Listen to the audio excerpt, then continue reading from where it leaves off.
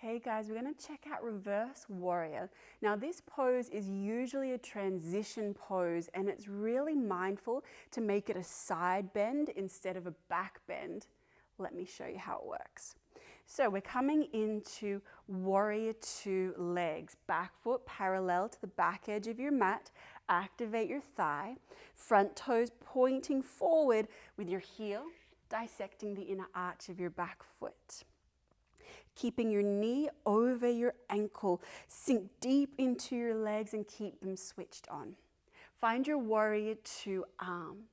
Flip your front palm and reach up to the sky. Now be mindful here that this is a side bend. So I'm bending sideways as opposed to bending backwards, which can cause compression in your lower back.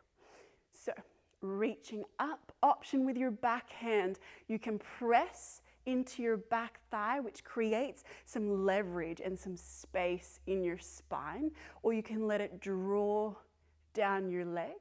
Keep squeezing glutes to protect your core. Use your next inhale.